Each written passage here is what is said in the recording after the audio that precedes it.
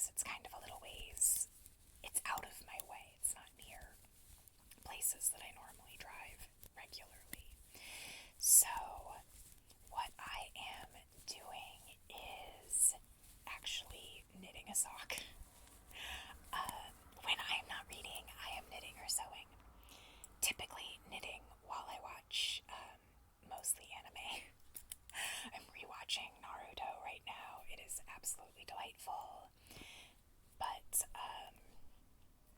yeah, so I just started this sock yesterday, and I find the sound of knitting very soothing.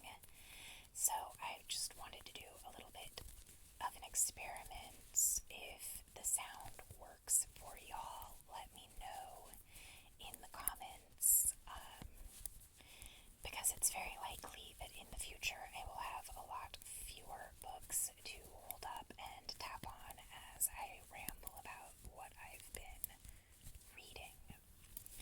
So, also, if you totally hate the sound of the knitting and you're like, this is ruining the experience for me, let me know that. Also, like I said, this is just an experiment, so I have a noise making tool and something to do with my hands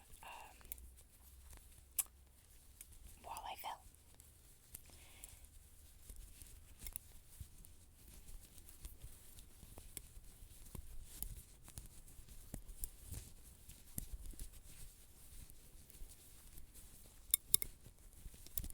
Might be better with wooden needles, but it's hard to do socks on wooden needles because I grip them too tight and then I break the needles.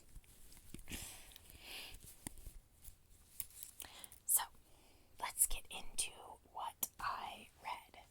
The first book that I finished in the month of September was Revenant Gun by Yuna Lee. This is book 3 in the Machineries of Empire trilogy. This is really weird, but I think I liked book 2 the best. Very strange in a trilogy. I do think that this ended well. I am happy with this book. But in terms of character exploration and interesting characters, I think book 2 won for me. And since I am a very character-driven reader, that meant book 2 was the most interesting. I did still really enjoy this. The characters are still really interesting. We get a slightly different collection of them in here. We get great explorations of artificial intelligence and robots and service robots specifically, and their place in society, which I really like. We get a continuation of our characters being allowed to just be casually queer. We have trans characters, we have genderqueer characters, we have gay and lesbian and all that jazz. Probably because Yuna Lee is a trans man, but it just is, a lot of science fiction. It feels like you get nothing but cishet white people in space, and you're like, what happened to everyone else? And so I really appreciate that this one has everyone else. Basically, they're still here. They're fine. It's all good. It's hard to say much more about this book without, spoiling things that happen in books 1 and 2. So I will just say that if you like space operas, you'll probably like this book. It's excellent. The next book that I read was Raven Song by TJ Klune. This one is book 2 in the Green Creek series. There are 4 books in total that Tor is re-releasing with these gorgeous updated hardcovers. I'm really digging the covers. The Green Creek books are, they're paranormal romance. There's nothing really original or exciting going on in these books, but if you're into that sort of paranormal romance,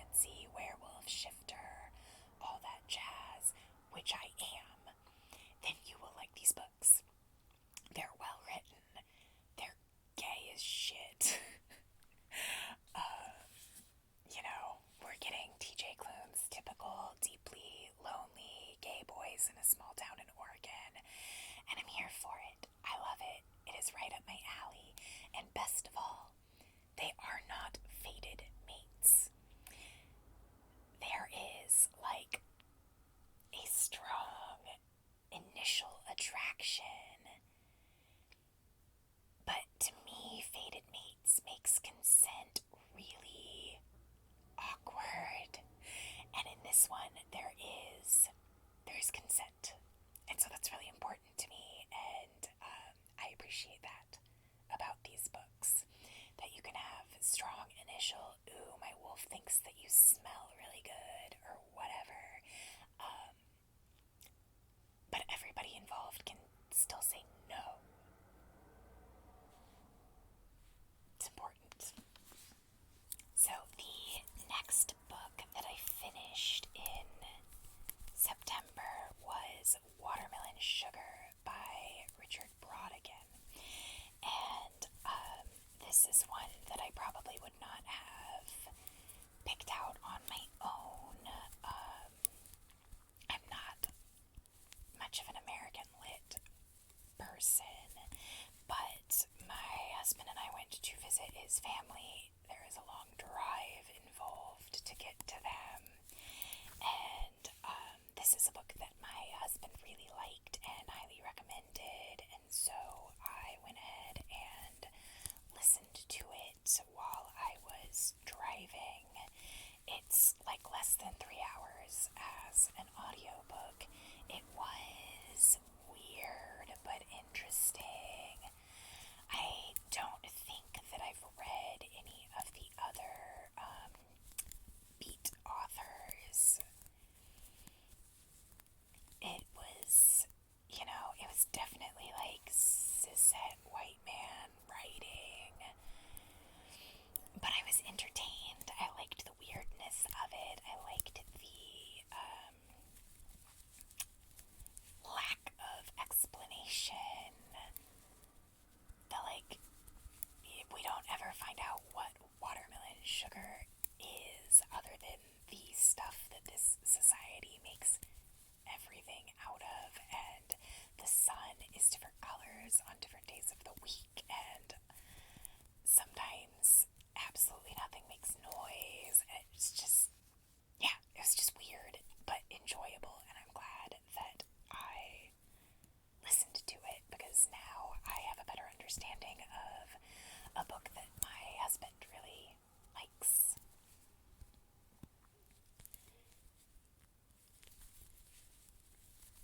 So that's fun.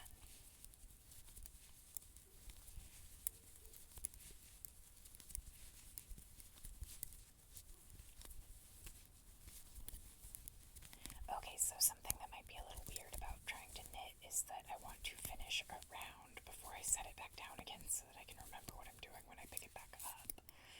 So I don't know. Like I said, it's an experiment. The next one that I finished is Stamped from the Beginning by Ibram X. Kendi. As you can see, my copy is a little damaged. That is, it was damaged in the store. I got it at a discount, and I have a hard time saying no to a discount. So Ibram X. Kendi is a very important voice in anti-racism in the United States. I have liked everything that he has written. He's got a writing style that works really well for me. I find him very comprehensible without being overwhelming or despair-inducing. This is the definitive history of racist ideas in America. So this is not a light and easy read. It was not what I would call a fun book to read, but I am really glad that I read it. There's a lot in here that I was familiar with from other sources that have done like deeper dives on it, like the way that modern gynecology takes advantage of black women's bodies, and that gets touched on in here, but not in any sort of the depth that you got in Medical Apartheid. So it's the sort of book that I would say is a really good beginning resource. It really is pretty comprehensive feeling in terms of the history of the United States. It will definitely make you question certain traditions and practices and thought processes. if you read this and afterwards you still think that the SAT is a good idea, you are wrong. But yeah, it's really well written. I would highly recommend it if you are looking for books about racism. And Ibram X. Kendi does a really good job of blending anti-racist, anti-capitalist, and feminist ideals together. So this is not one of those books where like he's focusing only on how black men have been done dirty, but he also talks about the ways that black women have suffered, continue to suffer, in some ways have it worse than black men, in other ways just have it different. But that's a component that like gets left out often when you are reading male writers, and I really appreciate that Ibram X. Kendi clearly made an effort to be actively feminist in his work, and that is delightful to me.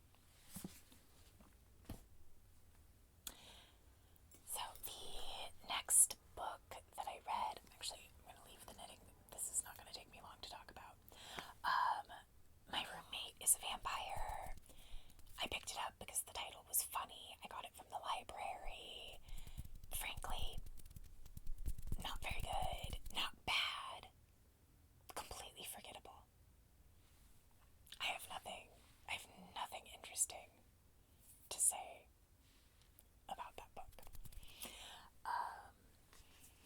So then I read Royal Assassin by Robin Hobb. This is book 2 in the Farseer trilogy, which is the first trilogy in the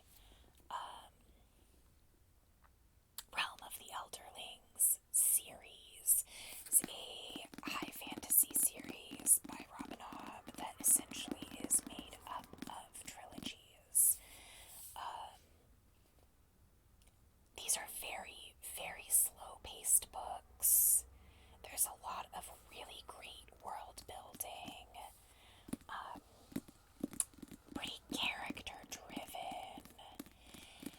I definitely liked this one the least in the Farseer trilogy. Not a lot happens, and like, if I'm gonna read, it's almost 700 pages long.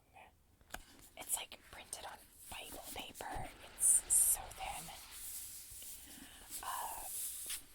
In 700 pages, I want more action than this book gives us. Also, it's pretty transparently obvious what is going to happen. So it's a lot of political intrigue that frankly wasn't that intriguing to me, because I could predict every single step, and so it was like a lot of, come on, catch up, let's get going. So it's just okay. I did really like the first one, and I'm going to talk about the third one momentarily. Actually, you know what? I'm going to be a rebel. I'm going to go out of order. So this was the second to last book that I finished in the month, was Assassin's Quest, but I'm going to talk about it now. Mostly so that I can make the comparison between Royal Assassin and Assassin's Quest. So I only gave this one 3 stars on Goodreads. I gave this one 5 stars on Goodreads because Goodreads does not allow half stars. I would say that it's actually like a 4.5, 4.25, somewhere in there. But I liked it a lot better than Royal Assassin. It picks up exactly where Royal Assassin leaves off, which does leave off like kind of on a cliffhanger-y, tense note. And Assassin's Quest picks up immediately. We have action starting right from the get-go. It is still pretty slow-paced. There is still a lot of world building. It is almost 800 pages long, but at least there were things happening the entire time. So this one didn't leave me feeling like, okay, let's get going. I actually really enjoyed it. I've liked it best of the 3 books that I've read in this series so far. It left me excited to continue the series.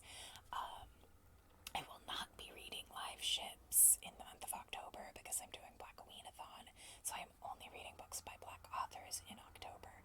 But come November, I am very excited to get back into this world and keep reading. So I'm really glad that I liked this one because it did leave me with that like forward momentum to stay in this world. So I have mixed feelings about recommending these. If you are into high fantasy, you will probably enjoy these books. If high fantasy is a struggle for you or slow-paced books are not your thing, you will not like these. They're very long, so like it feels like a huge commitment to say yes to this series.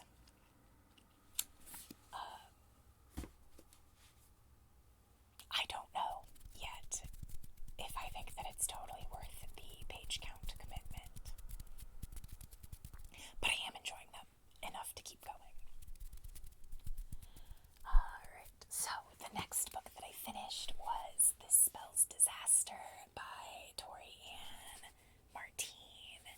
This is a lesbian witch romance. It is very fun. This is a love potion gone awry type story. I love a witchy romance. I love paranormal romance in general. It is my favorite genre. Queer. I really very, very rarely read straight romance. So queer paranormal romance really is my specific genre. I really like the fact that this book gives a lot of thought about consent.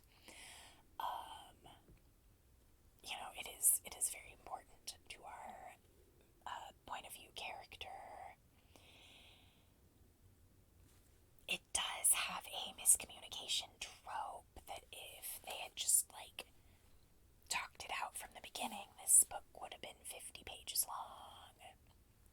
I'm not a huge fan of the miscommunication trope, but in this case, it's pretty well done. You can understand why our main character is making the decisions that she is, even if they aren't the right decisions.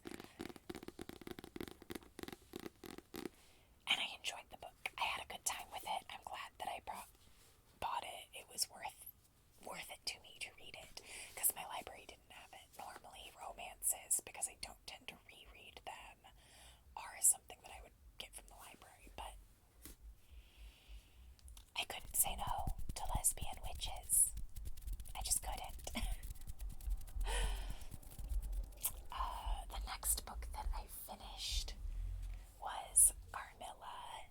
So if you are a subscriber to my channel, then hopefully YouTube has let you know that I have been reading Carmilla out loud for y'all. I believe I have the first 3 videos posted. I do have the last one filmed, and it will go up next weekend. I really liked this. Lesbian vampires. I mean, do I really have to say anything more than lesbian vampires? I have my gay werewolves. I've got my lesbian witches. I've got my lesbian vampires. It was a whole theme in September. Just know that I'm not lying when I say paranormal romance. Although this is not a romance, this is definitely a horror, but still. I liked it. I'm glad I read it. I hope that y'all are enjoying me reading it to you. Check out those videos if you are intrigued. Okay, next book that I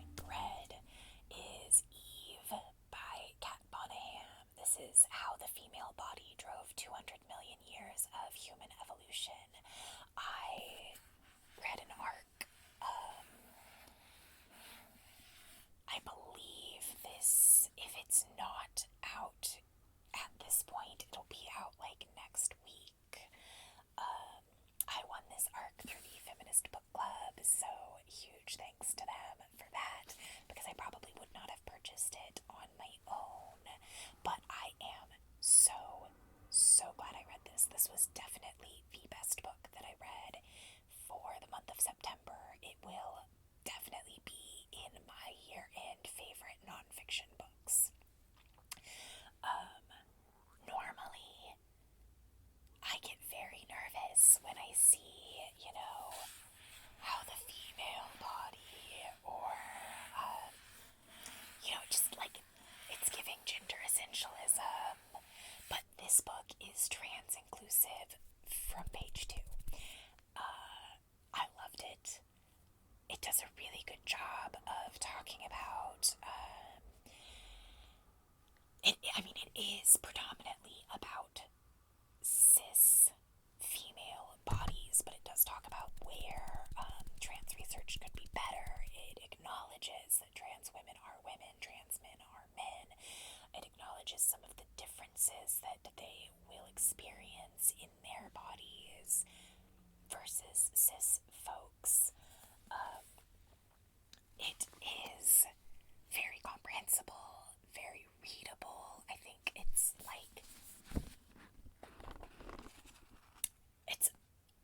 over 400 pages, and it still only took me like 4 days to read this whole book. Do not let the junkiness intimidate you. So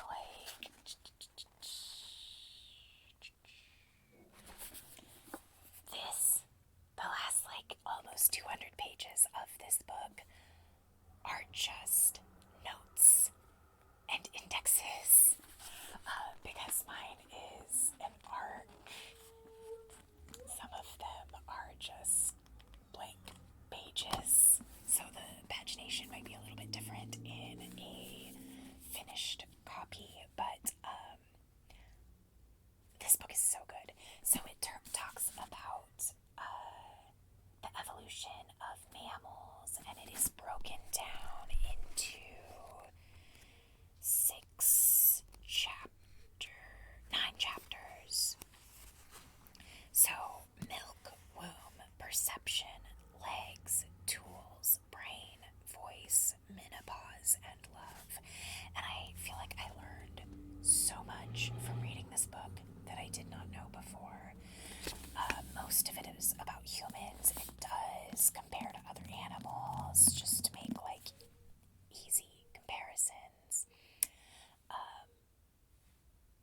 I love it. Okay, sorry, I got interrupted. That's okay, I was just rambling. I don't think I was actually saying anything particularly pertinent about Eve anymore. But my husband woke up from a nap and couldn't find me. So I already talked about Assassin's Quest. The last book that I read for the month of September was Vita Nostra, and this is by Marina and Sergei Dyachenko. They are a Ukrainian couple. I am not sure if this book was originally written in Ukrainian or Russian, but it is translated into English. And my friend Deidre at Shade Tree Reads has been telling me to read this book for literally years, and I finally got around to it. And I am so glad I did, because I really enjoyed the reading experience. It is dark academia. It is magical school. I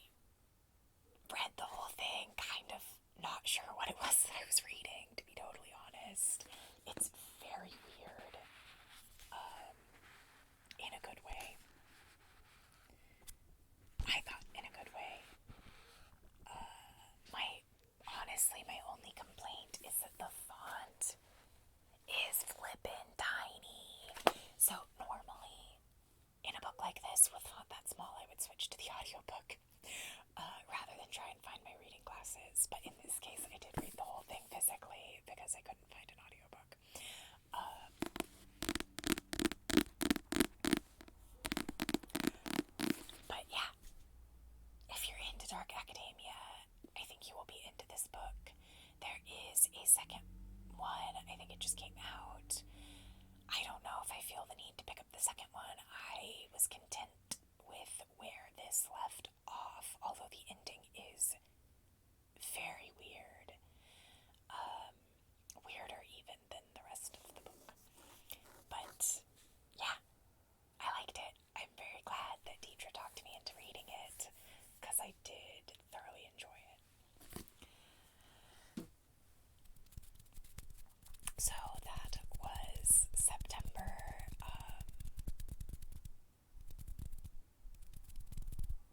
11 books.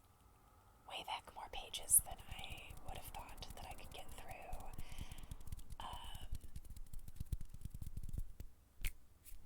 But overall, an enjoyable reading month. Yeah, I have nothing else to say. I'm just gonna let this peter off. I've rambled at you enough. Let me know in the comments if you like the knitting sounds or if you don't. And what was your favorite book that you read this month? Let me know. If you like this video, hit that like button. I would love it if you would subscribe to my channel for more whispered, bookish content. I've been trying to kind of experiment with different things. I've been doing more soft-spoken versus whispering. If you have any feedback for me, let me know, because I'm just making this up as I go along.